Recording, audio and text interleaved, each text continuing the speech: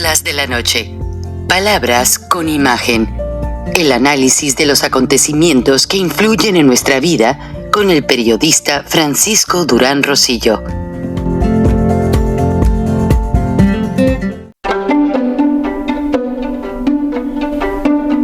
Frank Durán Rosillo te saluda y los saluda a todos ustedes, su amiga María Celeste Raraz, para invitarlos a que se suscriban a mi canal de YouTube, María Celeste Raraz, tal como mi nombre, donde les informo todas las semanas sobre entrevistas que tienen un tema que ayuda a mejorarnos como personas y de paso son interesantes.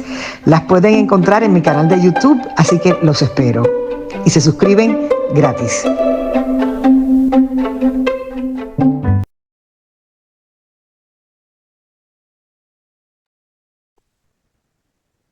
Hola amigos, bienvenidos una vez más. La historia que tenemos a continuación es algo completamente hecho bajo un análisis en el cual muchos expertos dieron sus puntos de vista en los Estados Unidos y demuestra cómo, a excepción de Ronald Reagan, Vladimir Putin fue quitando del camino a todos los presidentes norteamericanos, de manera tal que invadió y está destruyendo Ucrania. Y eso es lo que quiere hacer en México. Ucrania, ante los ojos de Putin, es un país corrupto. Y sí, se ha hablado mucho de que Hunter Biden, el hijo de en aquel entonces vicepresidente Joe Biden, actualmente presidente de los Estados Unidos, hacía negocios de gas, petróleo, etcétera, entre Rusia, Ucrania y China, y alcanzó a tocar a México de acuerdo a los documentos que revelan parte de la investigación. Lo preocupante es que Vladimir Putin, ante su manera de ver las cosas bajo el nuevo orden mundial, él tiene que destruir a Ucrania para poder apoderarse de él. O sea, la idea es veni vidi vici, vine, vi y vencí. O sea, destruye Ucrania completamente para así que le sea más fácil tomarlo. Ya un país de ancianos sobrevivientes, uno que otro niño, y se queda con todo. México es la última carta que tiene Vladimir Putin bajo la manga para poder acercarse hacia los Estados Unidos. Y como les he presentado en episodios anteriores de este programa, ya en Nicaragua, Rusia, con la ayuda del dictador Daniel Ortega, Vladimir Putin tiene una academia de mercenarios y francotiradores que están pasando con las caravanas a México. El tema es muy preocupante porque López Obrador les ha abierto las puertas de par en par. López Obrador sabe que él no podría sostenerse en el gobierno si no es con la ayuda de alguien en el exterior poderoso como Vladimir Putin. Y así, la primera vez que Donald Trump aparentemente venció a Hillary Clinton fue con la ayuda de Putin. Pero ya después no se pudo reelegir. En este momento, Joe Biden anda visitando en Londres al rey Carlos, al presidente premier de la Gran Bretaña, y todos los personajes de la Unión Europea, en un intento por lograr convencer, que Estados Unidos le puede enviar armas más sofisticadas a Ucrania para poderse defender. ¿Cuáles son estas? Son una serie de misiles que tienen su misión como misil y sueltan más bombas de mayor alcance. O sea, el misil llega, explota, pero en el aire suelta más bombas para tener más poder de destrucción, en pocas palabras. Y algunos países no quieren que lo hagan. Ahora, Vladimir Putin está determinado a acabar no solo con Ucrania, sino con los vecinos, la Unión Europea, y él sabe que teniendo controlado México, tiene controlados a los Estados Unidos. Y, tristemente, hay un presidente en México que se lo está permitiendo, con todas las de la ley. El presidente Andrés Manuel López Obrador le está dando cabida a toda la política de Vladimir Putin para que continúe su venganza contra los Estados Unidos de Norteamérica. Estuve comiendo con unas personas muy conocedoras del tema. Me mencionaron este documental que es la mejor prueba. Está subtitulado al español. Si no alcanza a leer el subtítulo porque aparece muy brevemente, regrese al video y léalo para que lo entienda perfectamente. Porque todo esto tiene un alcance letal. Letal. Olvídese de las corcholatas, de los candidatos independientes. Olvídese de Xóchitl. Xóchitl es parte de este plan macabro, por eso ella dice que es trotskista. Pues sí, de todo el grupo de rufianes comunistas que llegaron a México y que no pudieron consumar ese plan, porque no es la primera vez que Rusia intenta vengarse de Estados Unidos. Recuerden la crisis de los misiles en Cuba. Entonces, la situación se va gestando más difícil. Y el bloque bolchevique no quiere dar vuelta atrás. El curso de las cosas que se han venido gestando, la globalización excesiva vino a acelerar toda esta política del nuevo orden mundial. ¿Pero cuál es el nuevo orden mundial? ¿Imponer una nueva moneda? ¿Imponer nuevas fronteras? ¿Vengarse de Estados Unidos y quitarle su hegemonía capitalista? La cual muchos reconocemos que es valiosa, porque vean a ver quién quiere salir de otro país para irse a Cuba, para irse a Rusia. Francia tiene un gobierno socialista, aparentemente, y los mismos franceses dicen que los tiene hasta aquí. Y la misma gente está atacando a alcaldes, legisladores, senadores, porque dicen que no hay una línea de autoridad. A la vez, los ciudadanos franceses no naturalizados culpan a los migrantes, principalmente de naciones musulmanas, de crear toda esta crisis. Y tan los culpan que ahora en un análisis político profundo dicen que al sacar su control de Haití, el gobierno francés dejó que estas fuerzas comunistas hicieran de Haití un país más pobre, que exportara pobres a países que Rusia quiere tomar. ¿Qué está pasando en México? Lleno de haitianos, convirtiéndose en ciudadanos mexicanos, para votar.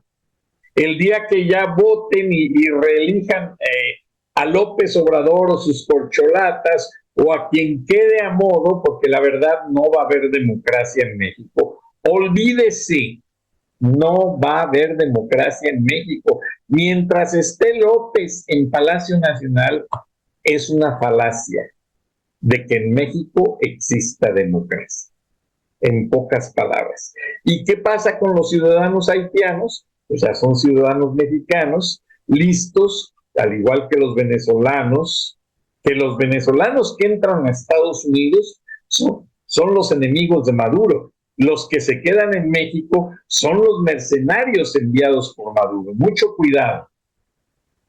Y cubanos, nicaragüenses, y le paro de contar, porque si no, México, por eso López quiere tener más extranjeros, para sacar a los mexicanos del país. López quiere generar una crisis en México que le permita manipular de una manera más loable, más fácil, todo un problema social y a todos los ciudadanos. Ya acabó con la oposición. Alito Moreno, tiene $500 millones en una cuenta de un offshore, de un paraíso fiscal. ¿Quién se los dio si este tipo nunca ha trabajado en su vida? La inteligencia de Estados Unidos ya le ubicó todas las tropelías y por eso López es el padrino de sus niños de la primera comunión. Todo está cocinado, señoras y señores. Alito Moreno se vendió y trae ahí a Xóchitl Gálvez a su conveniencia y la mujer se siente la más poderosa y la más avionda del mundo. La van a tronar como una papa en el momento en que ya no les convenga. Pero ella ya firmó el pacto con el diablo. La van a dejar ahí hasta que les haga el trabajo de unir a una aparente oposición. Y después va a estar desterrada como Ricardo Anaya, que está tomando un curso de real estate para vender propiedades y poder darle de comer a sus hijos. Y así, Marco Cortés también recibió sus $500 millones de parte del gobierno, dinero de los mexicanos. Y Marco Cortés es un traidor más traidor, porque les va a entregar la cabeza de varios panistas en una bandeja de plata. Xóchitl Gálvez no es panista. Xóchitl Gálvez es convenencierista. O sea, ella se va como las olas para donde le conviene. Y para mí esa gente no tiene valor. Como dice la Biblia, los tibios nunca alcanzarán el reino de los cielos. Xóchitl Gálvez nunca ha sido una mujer de política fehaciente y determinada. Ella ahí se va para donde le conviene, con Fox, luego se fue con Calderón, y así han dado para acá y para allá, pero vean la que lista. Dice, voy a respetar a mi presidente López Obrador. No lo va a meter a la cárcel porque ella no es una mujer de venganzas, es una mujer de proyectos. ¿Qué proyectos? Pues por eso se declara trotskista. Es de aquellas juventudes revolucionarias comunistas que hubo y abundaron en México y que siempre han soñado tener en México la hoz del comunismo, y por eso López no quiere medicamentos, López no quiere jóvenes que quieran estudiar. ¿Para qué? Si ahí viene China y los va a meter a todos a los campos de concentración, a cultivar todo lo que puedan cultivar y el gobierno tener el control de todo. Pero no va a ser un gobierno mexicano. A López le van a escupir, ya saben en dónde. El control de México ya lo empieza a tener Rusia y China. gracias al traidor de Marcelo Ebrard. Marcelo Ebrard dice que su principal objetivo de campaña es la seguridad. Y empieza a exponer una serie de tecnologías de reconocimiento facial y esto y lo otro. Yo se las presenté en este programa. Busquen los archivos hace 6 meses, 8 meses. La tecnología que usa China comunista para controlar a su pueblo es la tecnología de la que les habla Marcelo Ebrard. Y es para intimidar y manipular al pueblo, tenerlo con una bota militar aquí. Entonces, no me vengan a decir que saben cómo van a hacer las cosas, porque les invito a ver el documental. Gracias, nos vemos y nos escuchamos mañana. Hasta entonces.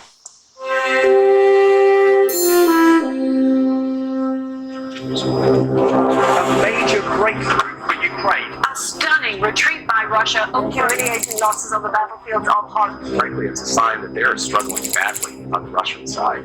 At St. George Hall, in the Kremlin, in the midst of a crisis, Russian losses are beginning to spark criticism of the Russian leader. Russian officials packed the room. They knew the war in Ukraine was going badly. Calling his actions, quote, detrimental to Russia's and its citizens' future. Their leader was at a critical juncture. Президент Российской Федерации Владимир Владимирович Путин. Vladimir Putin would make it clear what his intentions were and who the enemy really was. Западные страны веками твердят о том, что они несут другим народам свободу и демократию. Все с точностью да наоборот. Vladimir Putin needs to somehow justify the horrific sacrifices that Russians are making on his orders by broadening the aperture, making this about something bigger, into some kind of conflict with the United States, with the West, with NATO. Take your pick. Диктат США строится на грубой силе, на кулачном праве. I think it's a very dangerous moment. It's a dangerous moment for Ukraine. I think it's a dangerous moment for Russia because it's hard to see what the pathway forward is. It's a dangerous time. It was a dramatic escalation.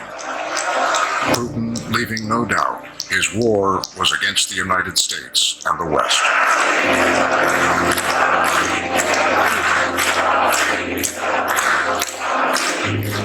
It is a war that he has been waging for years, confronting 5 American presidents on a path that has brought Russia and the United States to the brink.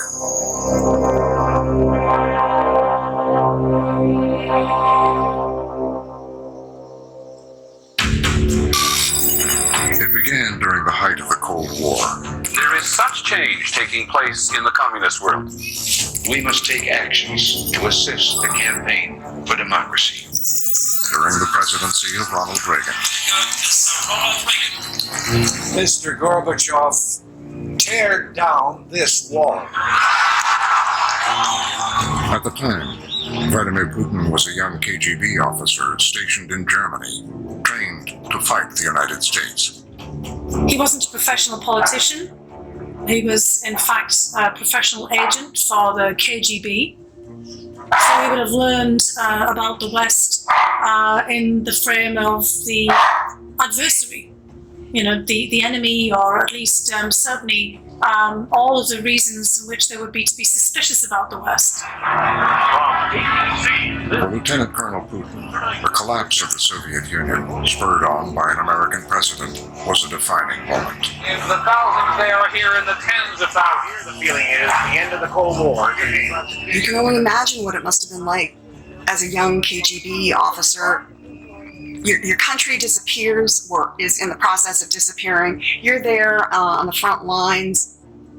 The Communist Party obviously will lose its raison d'etre, and so it must have been devastating. And I think that must have been a severe blow. As we celebrate Christmas, this day of peace and hope, The humiliation at the hands of the U.S. continued, as the next American president, George H.W. Bush, declared the end of the Soviet era a triumph. Eastern Europe is free. The Soviet Union itself is no more. This is a victory for democracy and freedom. It's a victory for the moral force of our values. Vladimir Putin sees American talk of human rights, democracy, freedom as a cynical fig leaf, something that the U.S. uses to cover itself as it cynically pursues its interests across the globe, as it pushes its agenda across the globe.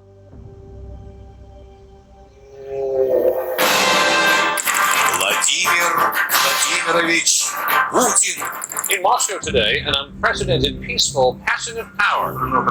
As he ascended to the presidency, Vladimir Putin was determined to restore Russian strength and empire.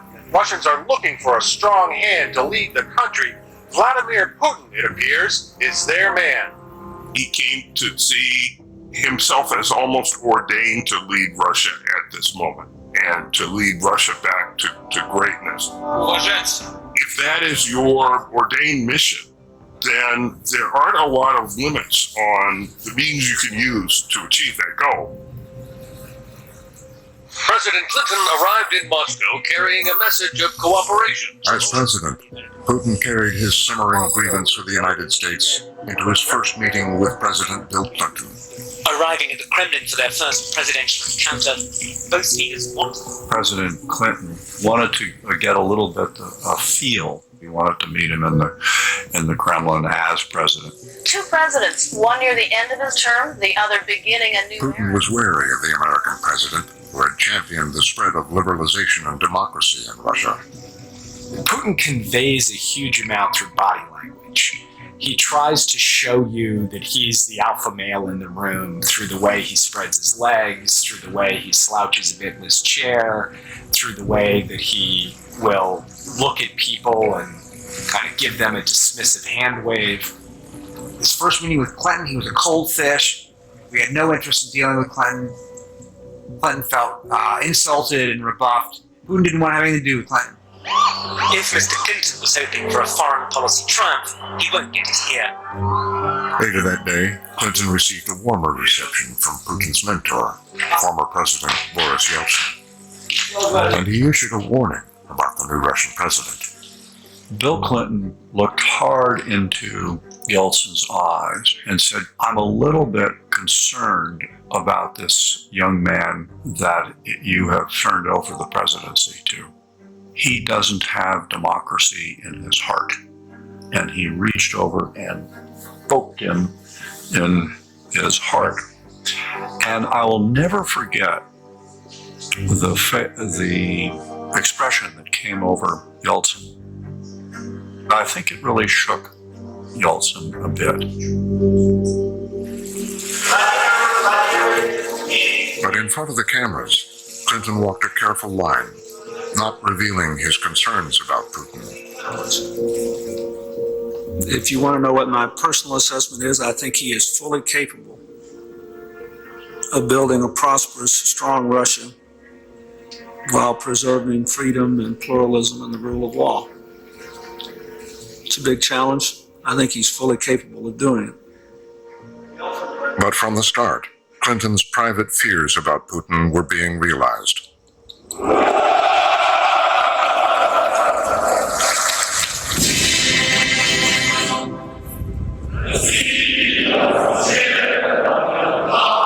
From the very beginning, you saw in Putin somebody who didn't have the values of the West. Piece by piece, he is dismantling the structures of democracy, fragile though they were, that had been put in place and reconsolidating control in the Kremlin. That's not a Westernizer. That's not a Democrat, small d. That's an old-fashioned Russian autocrat that we saw and should have seen from the very beginning.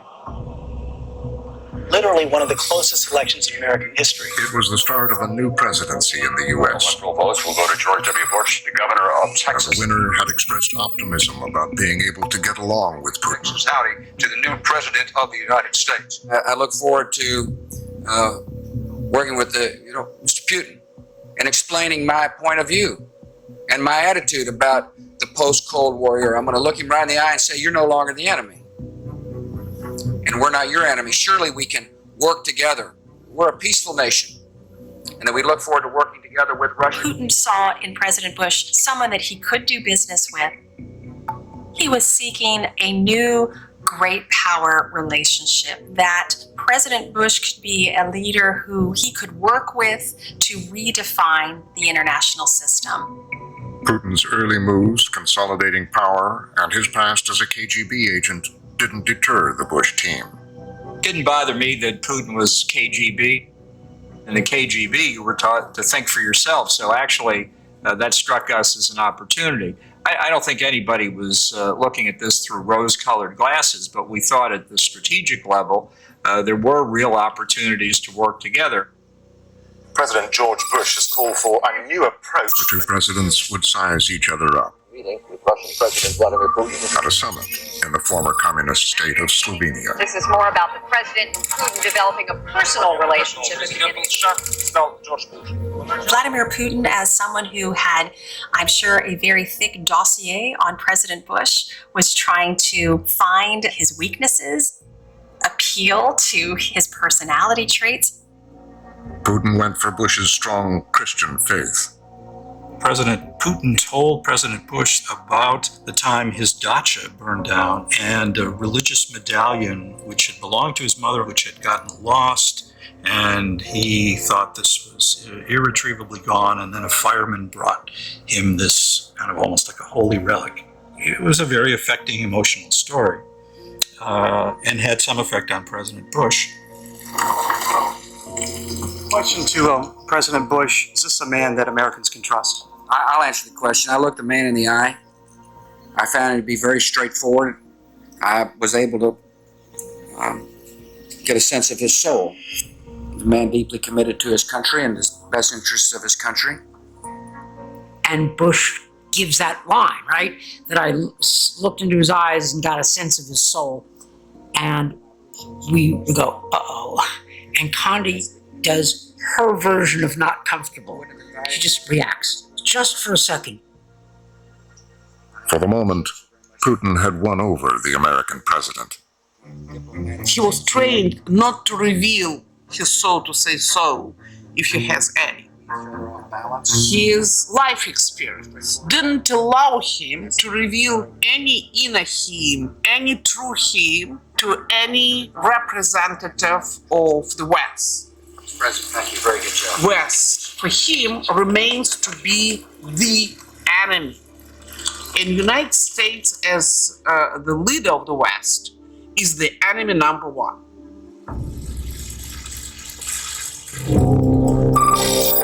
The countdown for war, it appears, is now underway. And soon, more fuel for Putin's grievance with the U.S. US-led attack on Iraq. The Iraq War. America at war. Tonight, shock and Regime change at the hands of the Bush administration. The Stars and Stripes have come to town. Saddam Hussein's reign of terror is over. The Iraq War was absolutely a turning point in a very significant moment of rupture in the relationship between Putin and President Bush. For Putin, echoes of the final days of the Soviet Union. The tyrant has fallen, and Iraq is free. And everywhere that freedom stirs, let tyrants fear. An adventure like the Iraq War shows him that, look, they'll just come in and they'll just take out a government and think nothing of it. And that's not the way he wanted the world to work. And it is both our responsibility and our privilege to fight freedom's fight. Bush called it the Freedom Agenda, a plan to export American democracy around the world. Putin saw it as a direct threat to his own plan to restore Russian greatness. Vladimir Putin concluded that the United States, when possible, would use its power and leverage to depose leaders that it did not agree with. And from Vladimir Putin's perspective, that was an existential threat.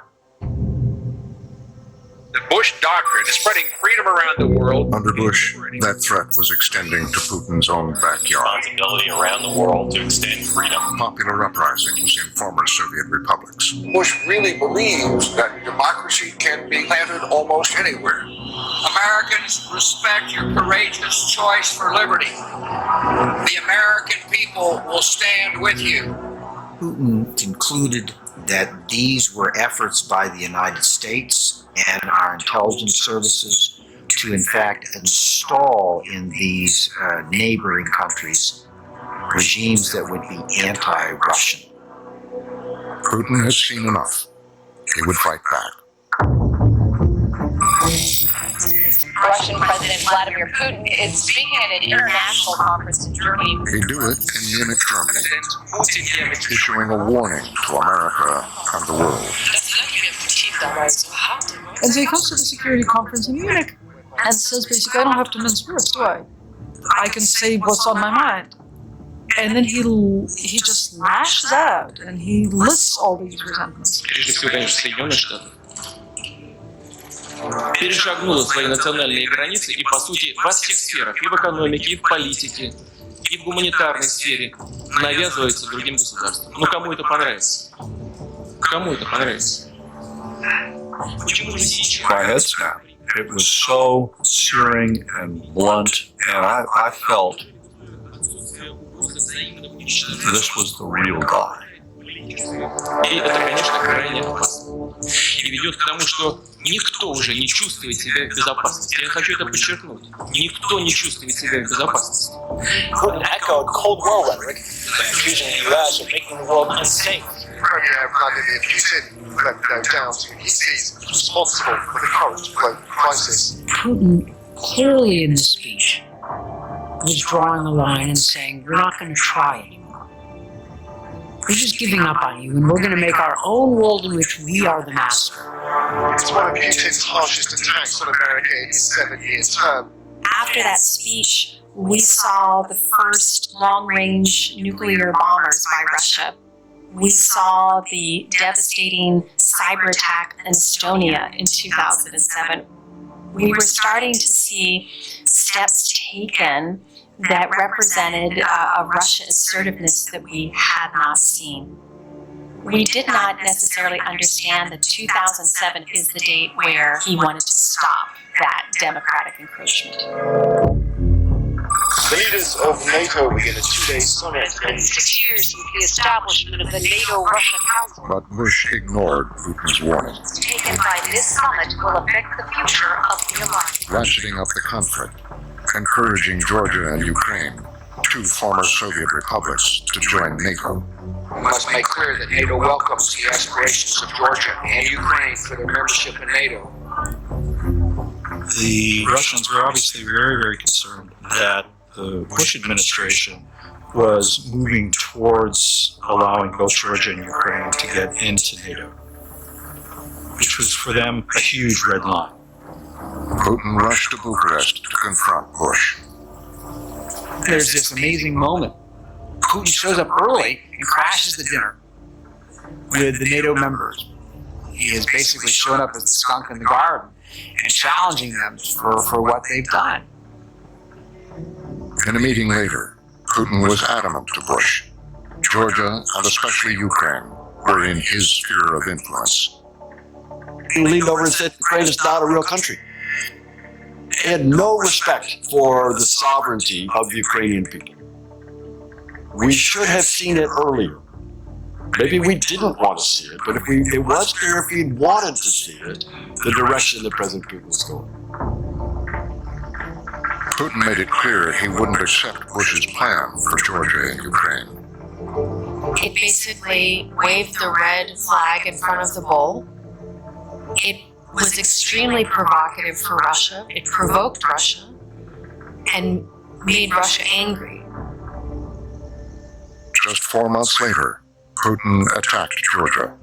Russian troops backed by tanks and armored The vehicles. Russians were prepared and perhaps even eager for a conflict with Georgia. There appeared to be little to stop the troops in their And part of that was motivated by, we're going to show the Georgians that getting too close to NATO has a price.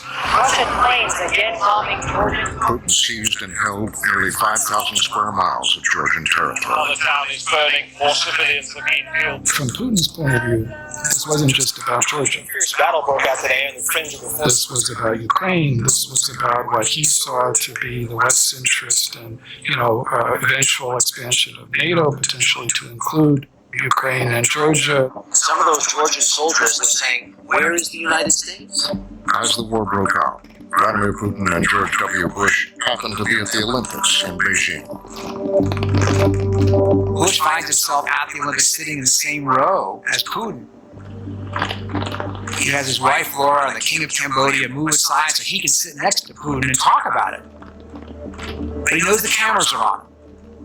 So he's trying not to make it a big visible confrontation. But he's telling Putin, what are you doing here? This is not right. You can't be doing this. And Putin is basically telling him to butt out. The president who had looked into Putin's soul had now reached a different conclusion about just who Vladimir Putin was. I remember the president saying, I don't know how, but we've lost him. Putin's going in a different direction, and there was little that the administration and President Bush's mind could do to put Putin back on that course. Nearing the end of his presidency, Bush would leave the increasing conflict with Putin to his successor. They let Vladimir Putin arguably get away with it in Georgia.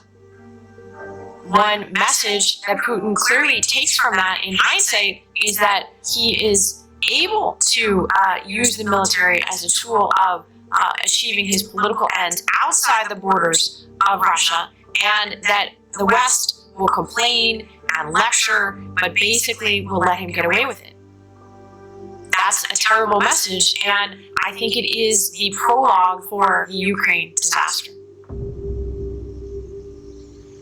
All Americans can celebrate, red or blue, black or white. First African-American president of the United States. President Obama set to land in Russia. Less than a year later, Vladimir Putin would meet newly elected Barack Obama face to face, Obama has a big meeting. sizing up his third American president. Shadows of the Cold War will loom over his summit. I remember their first meeting in July of 2009 at Putin's dacha, just outside Moscow. They're much different personalities. President Obama's initial question, about 10 seconds, led to a 45-minute, monologue by Putin. Putin is extraordinarily calm, matter of fact. He doesn't get ruffled. He may say hard things, but he says them in a very calm, almost matter of fact way. Unfortunately, President Putin simply speaks mistruth after mistruth and tries to misinform, but he does it as easily as he breathes. Putin obviously did not respect him. Putin looked at the United States and I think it surprised him that a black man would be elected president of the United States. I think that was a surprise to him. And no, I think there could be just an element of flat-out racism that he somehow thought Obama was not his equal. That Obama did not deserve to be treated as his equal. Surely the relationship not quite as warm as maybe it has with other world. Leaving Russia, the new president had another way to deal with the problem of Vladimir Putin.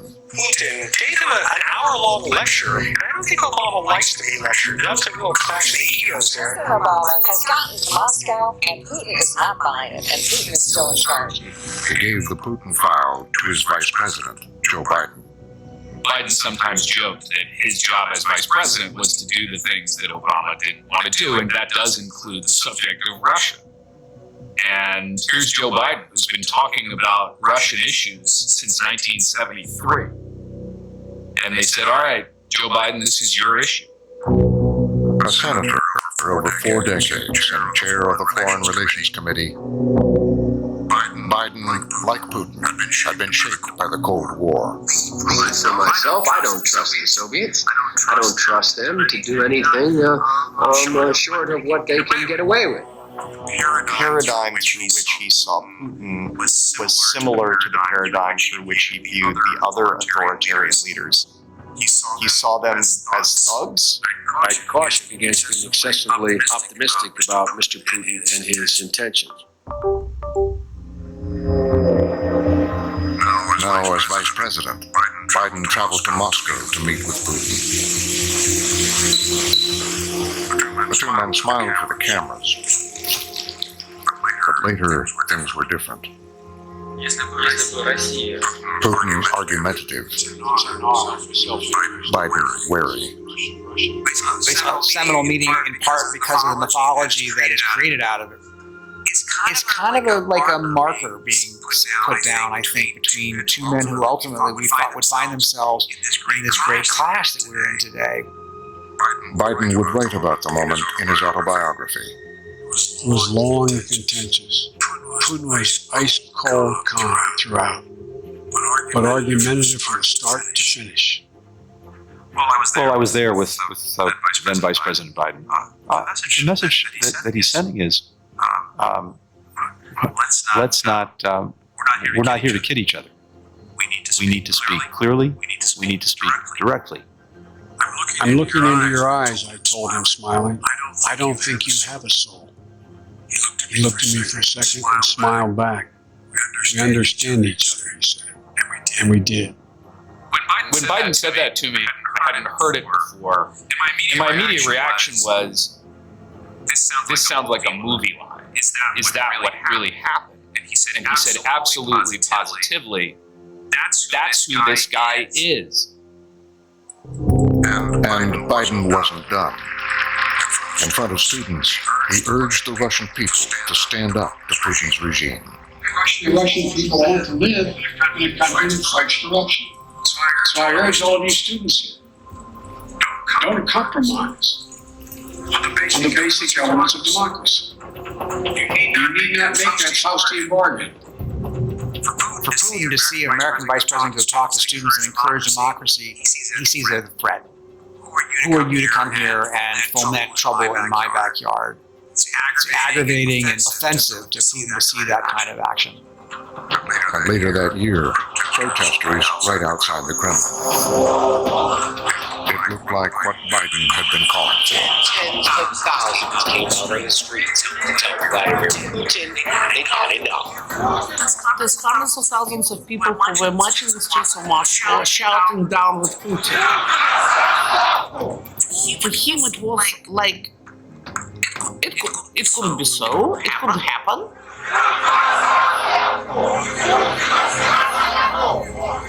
He was thrown by the protest. He was taken aback by the passion of the opposition and had to look for a place to point the finger. He pointed it at us. Putin cracked down. Russian police have arrested about 200. The arrests appear to be part of a broad and deliberate questions about justice in Vladimir Putin's Russia. Начинаются обыски, начинаются аресты, задержания, какие-то действия унижающие оппозиции, начинается травля в средствах массовой информации, и власть переходит к точечным репрессиям. Я называю их точечными, потому что они затрагивают десятки, сотни, ну, может быть, тысячи человек по стране. Many of Putin's opponents inside Russia fled the country. Opponents said, quote, I'm scared that Putin will kill me. Others died mysterious deaths. Discovered dead in a DC hotel. One who nearly died twice from poisoning was Vladimir Karamurza. Bad things often happen to There's been a very high mortality rate in the last several years among the people who have crossed the path of Vladimir Putin's Kremlin. Independent journalists, anti-corruption campaigners, opposition activists, opposition leaders. Many people have died. Some in strange and unexplained deaths, others in just straight-out assassinations. Putin extended his offensive beyond Russia. Ukraine is stuck very much in the middle. In the Ukrainian territory of Crimea. Armed Russian troops arrived in the Crimea region. His campaign began with the arrival of unmarked Russian soldiers. They moved in with what the Ukrainians called little green men, and they were clearly, by the way they handled themselves in the regiments, professional military, wearing Russian-style combat uniforms, but with no insignia. Russian forces in the bounty seizing territory. That invasion, sending these little green men, Russian soldiers reportedly arrived in Crimea. sending these Russian soldiers without insignia into a neighboring country, into Crimea, was such a shock. This hasn't happened since World War II. Sovereign territory that belongs to Ukraine. He seized Crimea and said it was now part of Russia. And he didn't stop there. He opened another front in Ukraine's east. He used another form of deception, which was to send in irregular forces, mercenaries who had been recruited, who claimed there are no Russian forces in this war. But in fact, he was organizing the whole thing behind the scenes. Ukraine crisis looks pretty similar to World War II. We are seeing a very gross violation of international law. It was just the start of what would become an unrelenting focus on finally taking Ukraine. Humanitarian crisis in Ukraine is getting worse and worse. Frightened residents have been warned to stay. He felt emboldened. I felt he had been able to make his move in Georgia, and nobody tried to do anything. Average 36 people a day were killed in the conflict. And in Ukraine, he gambles that the West isn't really going to do anything about it. Chaos, carnage to mourning. Questions of what's next for the country. The West is going to complain about it, but they're not really going to do anything to stop it. 40 children perished as a result of And rekindled fears about Russia's intentions in regard to its neighbors. A sovereign nation is invaded by another country. That kind of aggression is not something we should tolerate anywhere in the world. At the White House, President Obama was struggling to respond. How do you deter behavior when the other side is basically denying that it's even taking place? When the other side is saying, I don't even know what you're talking about, we're not involved. President Obama says he's deeply concerned On the phone, Obama confronted Putin about his forces in Ukraine. Tony Blinken was in the Oval Office for those calls. Putin denied their presence. And it was striking and flat out lying about Russia's presence in Ukraine. And Obama would say to him, Vladimir, we're not blind. We have eyes. We can see. And Putin would just move on, as if nothing had happened. Inside the administration, Vice President Biden urged a tough response. Joe Biden knew that in this case, Vladimir Putin was acting like a playground bully and would continue to act like a bully. CIA Director John Brennan also wanted to get tough. Bullies try to intimidate, and they keep moving forward unless they get their nose bloodied a little bit. Mr. Putin really needed to get his nose bloodied. Officials at the Pentagon and State Department joined with Biden. They advocated arming Ukraine with Javelin anti-tank missiles. They're all saying you should give military assistance to Ukraine. You need to step up what you're doing against Russia. Putin is getting the wrong message from us. And Obama wouldn't do it. Biden lost. Instead of weapons, Obama went with sanctions. From Obama's perspective, nobody had elected him to the White House to be focused on Russia and Ukraine. And now you have your vice president bending your ear about the need to draw a bright line and say that Russian aggression cannot stand. I think there was a piece of Obama that looked at this and said, sorry, this is just not a top priority for us.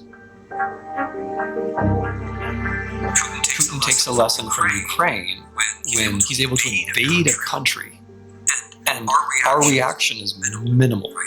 And so, of course, he takes a lesson from that. The lesson he takes from that is this kind of thing can work if we gin it up properly. And that's not the message that we really wanted to be sending at the time. The 2016 presidential race is underway. Having tested the United States resolve, Putin would go even further, Candidates are once again found out striking at the heart of American democracy, candidates make a final push to short. interfering in the 2016 presidential election. There's two goals there. Discredit our election and also to discredit the presidency, to neutralize the United States as an adversary, to really tarnish US leadership as the leader of the democratic world, the free world, the West. Putin's attack was aimed at Washington, D.C. Russian hackers breaching Democratic Party computer servers, email leaks designed to undermine Hillary Clinton's presidential campaign. This was the most aggressive, the most direct, and most assertive campaign that the Russians ever mounted in the history of our elections.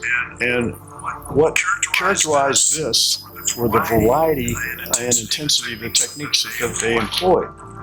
Misinformation, fake users designed to look like Americans, trolls supporting the Kremlin, an army of automated bots on Twitter, and targeted advertisements on Facebook and Google, calculated to hurt Clinton and help her rival, Donald Trump. President Putin's view of Trump was a penchant for authoritarianism, backing off of human rights, and talking about wanting to have a more positive relationship with Russia. What's not to like if you're Vladimir Putin? It sort of sounds like he's one of us. Well, Donald Trump pulled off one of the biggest political upsets in America. On election night, a victory for Trump and for Putin. In a stunning upset, Donald Trump is elected the 45th president. Donald Trump shocking the nation and the world. President Putin called me up very nicely to congratulate me on the win of the election. He then, from Putin's point of view, he won.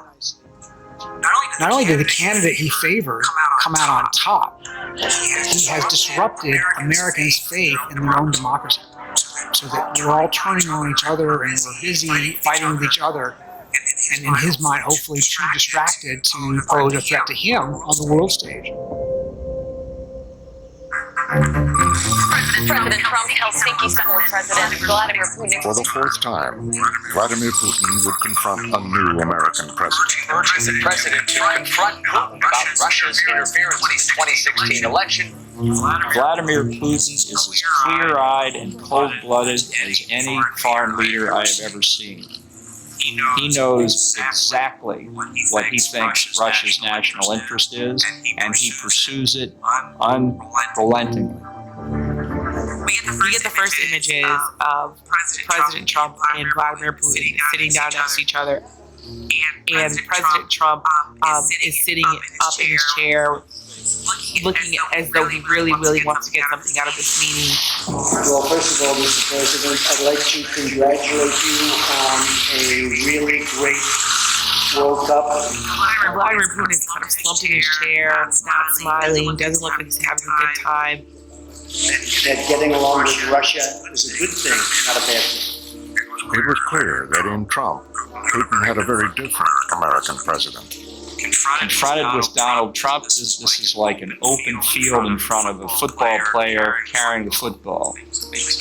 Trump never understood that, never understood what the nature of Putin's game was. I think Putin thought Trump was a fool and easily manipulable. The cameras were sent away. For 2 hours, they met privately, without any aids. Putin didn't need the KGB psychological profilers to hand him a dossier on how to play Donald Trump. He was able to read Trump. He had a very good understanding of how to flatter him. He knew how to play Trump like a violin. Afterwards, when they faced the press, a shocking statement. President Putin denied having anything to do with the election interference in 2016.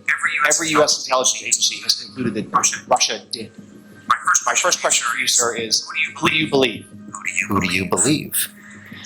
That's the starkest possible way to put that question to the president. My people came to me, Dan Coates came to me, and some others. They said they think it's Russia.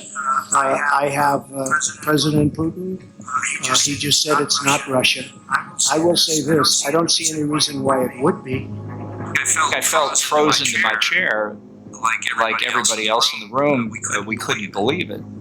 I will tell you that President Putin was extremely strong and powerful in his denial today, and what he did. Everybody who was in the room with them just saw how masterfully Putin manipulated Trump. He saw him as gullible and stupid and easily manipulatable. And that he was just, you know, the Russian expression that he was just making ropes out of him, just braiding him like a braid. Extraordinary moment in America's history, something I thought I would never see. Disgraceful play by the President of the United States stood by Vladimir Putin. Back in Washington, Concern continues to grow about what they said to each other behind closed they doors. were calling it a bromance. It's been some sort of romance with Trump romance. Trump acted in some ways as an arm of Putin's foreign policy in this period of time. President Trump on the attack, asking, what good is NATO? Once again questioning the entire point to one of America's oldest alliances. And Trump was echoing Putin's talking points on the key battleground of Ukraine. The president told leaders that, quote, Ukraine is one of the most corrupt countries in the world. He would say Ukraine is a really corrupt country. The president is saying that Crimea probably should belong to Russia because everyone there speaks Russian. Crimea is Russian. Everybody there speaks Russian and wants to be part of Russia. Donald Trump parroting Vladimir Putin, saying that Ukraine is not even a real country. Where did he hear these things? He heard them from Putin. You know, and he would just echo them. Trump is actually helping Putin reconstitute the Soviet Union. It was just too easy. Trump suggested it's pointless to continue punishing Russia. He's getting pretty much everything he needs from President Trump. He's getting smackdown of NATO, the humiliation of our best allies. I mean, the list goes on and on and on. And so Putin was probably betting on a second term of President Trump and hoping that he could get his way on many things, whether it's NATO, whether it's Ukraine, without using the instrument of war. But Trump did not get a second term. The Fox News decision desk can now project that former Vice President Joe Biden And with a new president, Elect Joseph Robinette Biden. Frankly, we did win this election. an escalation of the chaos in America that Putin helped foment. The president showing no signs that he's prepared to concede this election. Instead, Division, this is a contested election. Many people are nervous. violence, insurrection. Nobody loved January 6th more than the Russians did. Trump gave them 4 years, which was one big gift. But January 6th was like the wrapping, the beautiful wrapping, the package. January 6th, apart from anything else, leads directly to the war in Ukraine. Because it looks like America is not just morally discredited, it looks like America is weak. historic meeting with Russian President Soon in Geneva, Vladimir Putin faced his old nemesis, President Biden and Vladimir now the President of the United States. For neither of them is this their first rodeo. Tensions seem to be a bit Putin is looking at Biden and saying, this is a weak American president. Doesn't have the overwhelming support of his public. His people are so divided. Just months earlier, they'd had an attack on the Capitol. And all he needs to do is hold Biden off long enough so that he can continue to assemble the plan that he's putting together. They're children of the Cold War, and they see each other and their countries through the Cold War. Biden saw Putin for what he is, a KGB revanchist who wants to remake the Russian Empire. I just remember the body language of them sitting in that room together, and it's icy. I mean, these are two people who do not like each other. Antony Blinken, now Secretary of State, was once again in the room. The tone of the conversation was professional, it was direct, but it was very clear where we had our differences. President Biden made very clear where we saw things differently, and so did President Putin. Try to deter where we have mutual interest. A top priority for Biden, deterring Putin in Ukraine. President Biden made clear in the meeting to President Putin our commitment to Ukraine, our commitment to its sovereignty, to its independence, to its territorial integrity. They wanted to park Putin, but he didn't want to be parked. He wanted to be the number one problem of everybody in the whole world. But especially the number one priority, the number one threat, the number one problem that the White House was dealing with.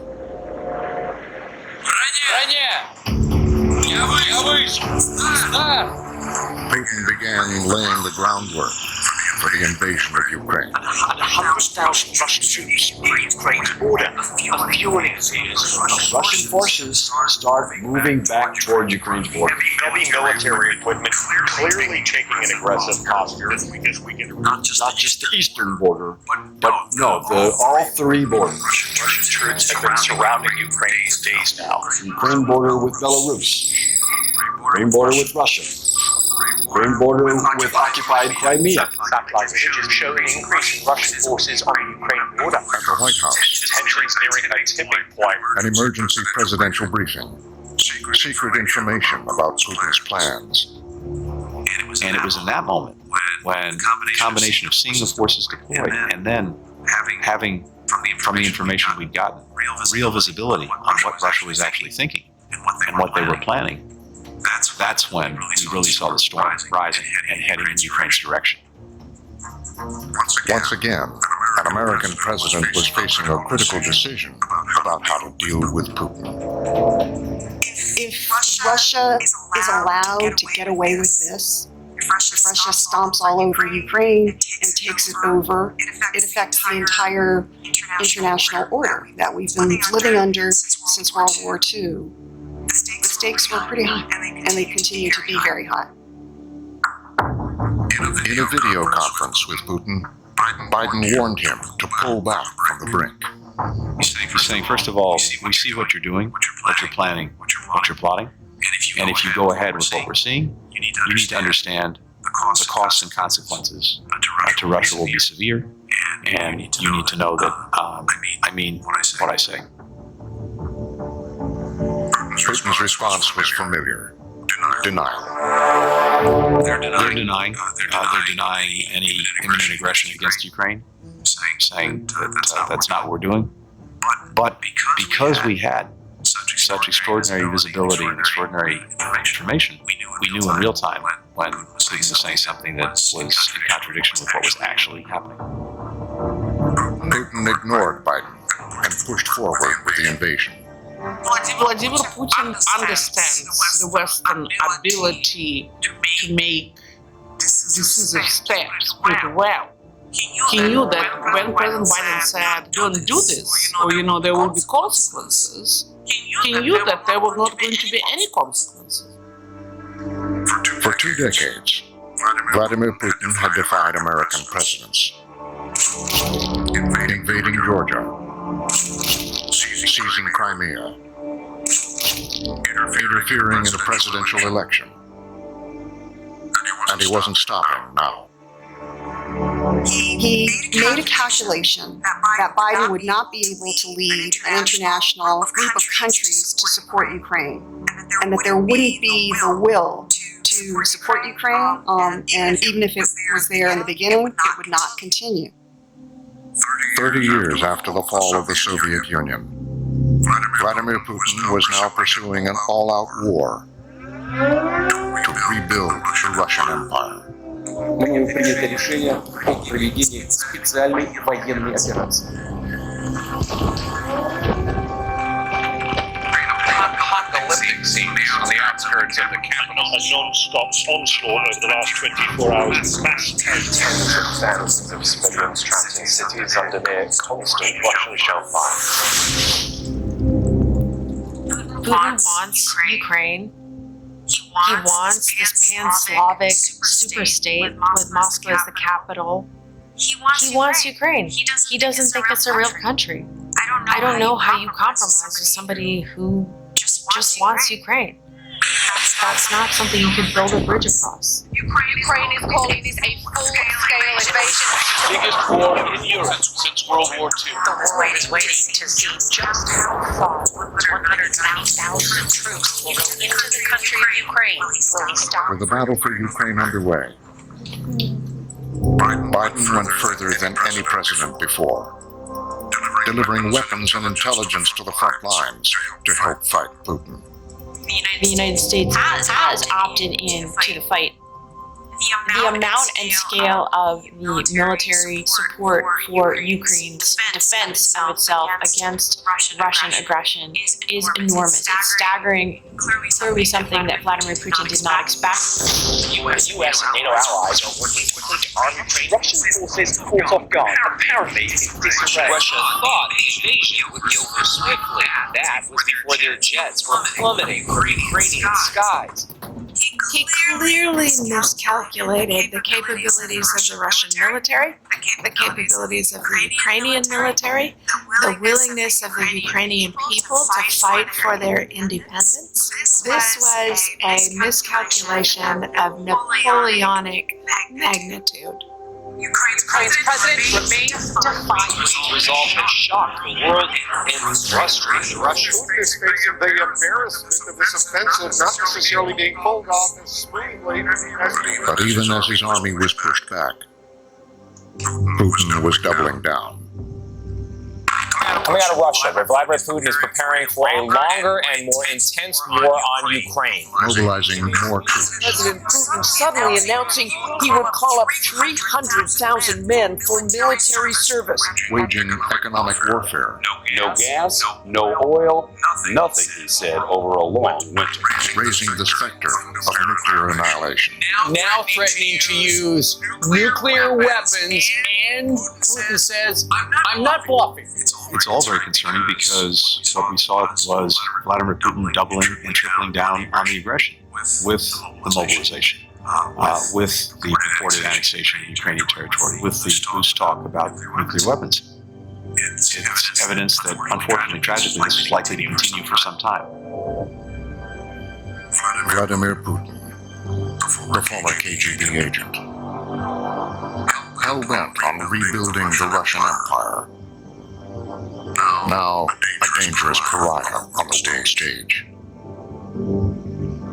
Staring down yet another American president to see how far he will go. Putin is escalating it into a war with the West more broadly, cutting off energy, threatening nuclear weapons. And part of the reason is to undercut Western resolve and to make the West eager to get this over with. Ahead of a looming energy crisis this winter, as Vladimir Putin cuts off the continent's natural gas supply. He's hoping that he can put pressure on the West to back off. Putin is counting on the fact that the Western powers are just going to lose interest in Ukraine. How much longer the United States can continue to help bankroll this war? Ukraine ultimately will be left to fight this war on its own.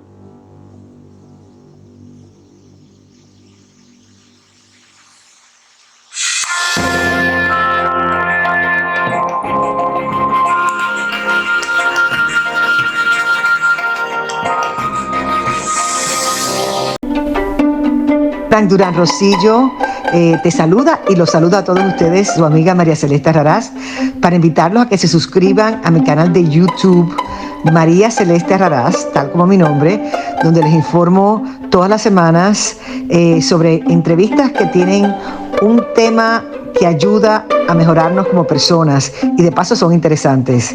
Las pueden encontrar en mi canal de YouTube, así que los espero. Y se suscriben gratis.